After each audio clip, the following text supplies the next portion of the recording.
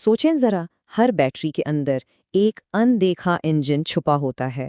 آج ہم اسی انجن یعنی کوبالٹ کی کہانی کو سمجھنے والے ہیں۔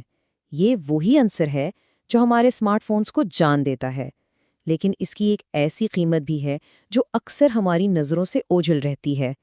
تو آئیے ذرا گہرائی میں اترتے ہیں اور دیکھتے ہیں کہ آخر یہ ہے کیا اور اتنا اہم کیوں ہے۔ دیکھیں، ہمارے اسمارٹ فونز، لیپ ٹاپس اور تو اور اب الیکٹرک گاڑیاں، ان سب میں ایک ہی چیز مشترک ہے، اور وہ ہے لیتھیم آئن بیٹری۔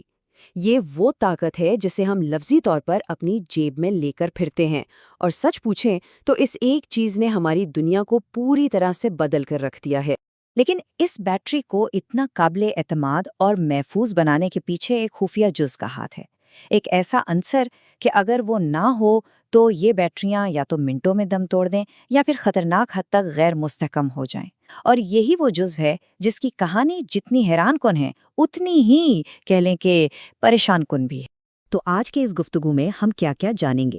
سب سے پہلے ہم دیکھیں گے کہ یہ ٹیکنالوجی ہماری جدید دنیا کو کیسے چلا رہی ہے۔ پھر ہماری ملاقات ہوگی کوبالٹ سے، جسے سپر ایلیمنٹ بھی کہا جاتا ہے۔ اس کے بعد ہم اس کی بھاری قیمت پر نظر ڈالیں گے، پیسوں کے لحاظ سے بھی اور انسانیت کے لحاظ سے بھی۔ اور آخر میں ہم یہ سمجھنے کی کوشش کریں گے کہ انجینئرز کیوں ایک بہتر بیٹری بنانے کی دوڑ میں لگے ہوئے ہیں۔ تو چلیں شروع کرتے ہیں پہلے حصے سے، ہماری جدید دنیا کو طاقت دینا۔ آئیے سب سے پہلے اس انقلابی ٹیکنالوجی کو سمجھیں جس نے ہمیں تاروں سے ہمیشہ کے لیے آزاد کر دیا۔ لیتھیم آئن بیٹری نے ہمیں ایک ایسی آزادی دی جس کا پہلے تصور بھی نہیں تھا، طاقت کو کہیں بھی لے جانے کی۔ لیکن شروع میں ان بیٹریوں کے ساتھ ایک بڑا مسئلہ تھا، یہ بہت غیر مستحکم تھیں۔ تو پھر اس انقلاب کو ممکن کس نے بنایا؟ اصل ہیرو تھا ایک خاص عنصر جس نے بیٹری کے کیتھوڈ کو بار بار چارج ہونے پر ٹوٹنے سے بچایا۔ اور اب آتے ہیں دوسرے حصے پر، کوبالٹ یعنی وہ سپر ایلیمنٹ۔ تو آخر یہ پراسرار عنصر تھا کون سا جس نے سب کچھ بدل دیا؟ چلیں ملتے ہیں اس کہانی کے مرکزی کردار سے۔ تو کوبالٹ ہے کیا؟ بنیادی طور پر یہ ایک سخت، چمکدار، چاندی جیسی سرمئی دھات ہے۔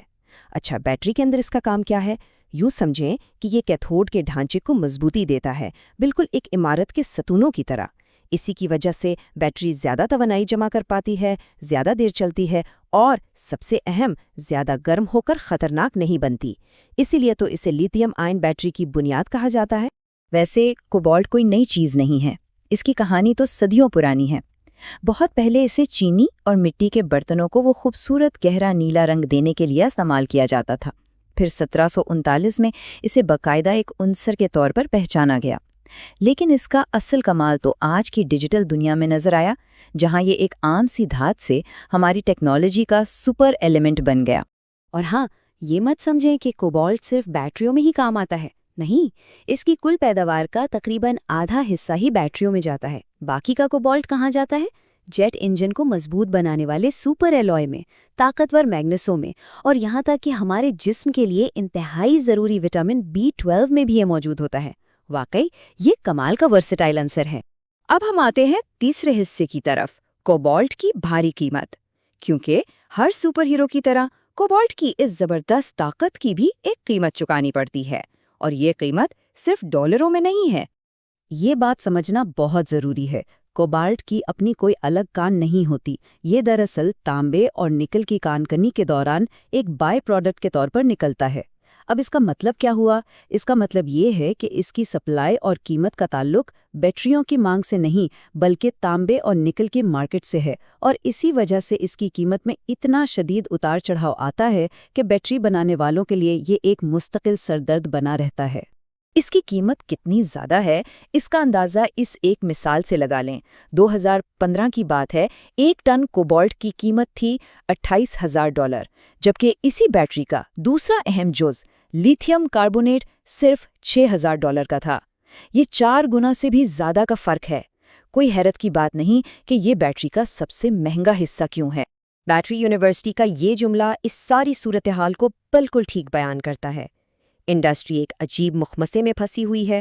ایک طرف کوبالٹ کی آسمان چھوتی قیمت انہیں متبادل ڈھونڈنے پر مجبور کرتی ہے، دوسری طرف اسے مکمل طور پر ختم کرنا بھی فی الحال ناممکن ہے، کیونکہ اس کے بغیر بیٹری کی کارکردگی اور حفاظت دونوں داؤ پر لگ جاتی ہیں۔ یہ ایک بہت ہی مشکل توازن ہے جس سے پوری انڈسٹری نمٹ رہی ہے۔ تو یہ تو تھی مالی قیمت، لیکن اب ہم بات کریں گے اس کہانی کے سب سے تاریک اور سنگین پہلو کی، یعنی انسانی قیمت کی۔ سوال یہ ہے کہ آخر یہ سارا کوبالٹ آتا کہاں سے ہے؟ جواب شاید حیران کن ہو۔ دنیا کی آدھی سے زیادہ سپلائی صرف اور صرف ایک ملک سے آتی ہے، ڈیموکریٹک ریپبلک آف کانگو۔ اس کا سیدھا مطلب یہ ہے کہ ہماری پوری ٹیکنالوجی کی سپلائی چین ایک ایسے خطے کے رحم و کرم پر ہے جو سیاسی طور پر مسلسل غیر مستحکم رہتا ہے۔ اور رپورٹس یہ بتاتی ہیں کہ وہاں کان کنی کے حالات اکثر جان لیوا ہوتے ہیں۔ مزدوروں کو اجرت نہ ہونے کے برابر ملتی ہے، اور سب سے افسوسناک بات یہ ہے کہ اس کام میں بچوں کو بھی جھونک دیا جاتا ہے۔ یہی وہ چھپی ہوئی انسانی قیمت ہے ہماری چمکتی دمکتی ڈیوائسز کی، جس کے بارے میں ہم شاید ہی کبھی سوچتے ہیں۔ بات صرف انسانی حقوق کی نہیں، صحت کے سنگین خطرات بھی اس سے جڑے ہیں۔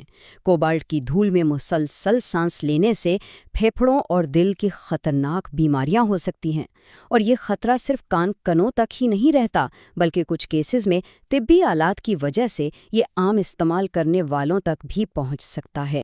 تو ان تمام مالی، انسانی اور صحت کے چیلنجز کو دیکھتے ہوئے سائنٹسٹ اور انجینئرز ہاتھ پر ہاتھ دھرے نہیں بیٹھے، وہ ایک بہتر اور زیادہ ذمہ دارانہ حل کی تلاش میں دن رات لگے ہوئے ہیں۔ اس کوبالٹ مسئلے کو حل کرنے کے لیے سائنسدان بنیادی طور پر 2 سمتوں میں کام کر رہے ہیں۔ پہلا، نئی کیمسٹری، یعنی ایسی بیٹریاں تیار کی جائیں جن میں کوبالٹ کا استعمال بہت کم ہو یا ہو ہی نہ۔ اور دوسرا راستہ ہے بہتر ری سائیکلنگ، مطلب پرانی بیٹریوں کو کچرے میں پھینکنے کے بجائے انہیں ایک قیمتی خزانہ سمجھا جائے اور ان میں سے کوبالٹ کو دوبارہ نکالا جائے۔ لیکن ری سائیکلنگ کہنا آسان ہے، کرنا نہیں۔ یہ کوئی جادو کی چھڑی نہیں ہے۔ پرانی بیٹریوں سے کوبالٹ کو نکالنا اور پھر اسے صاف کر کے دوبارہ بیٹری گریڈ بنانا ایک بے حد مہنگا اور پیچیدہ کام ہے۔ سچ تو یہ ہے کہ اکثر نئی کانکنی کرنا ری سائیکلنگ سے سستا پڑتا ہے، اور یہی وہ سب سے بڑی رکاوٹ ہے جو اس کے راستے میں حائل ہے۔ تو آخر میں ایک سوال ہمارے سامنے آ کھڑا ہوتا ہے۔ ہماری ڈیوائسز تو دن بدن سمارٹ ہوتی جا رہی ہیں، لیکن کیا ہم انہیں بنانے کے طریقوں کو بھی زیادہ سمجھدار بنا سکتے ہیں، زیادہ ذمہ دار اور زیادہ اخلاقی؟ یہ وہ چیلنج ہے جس کا سامنا ہم سب کو بحیثیت معاشرہ مل کر کرنا ہے۔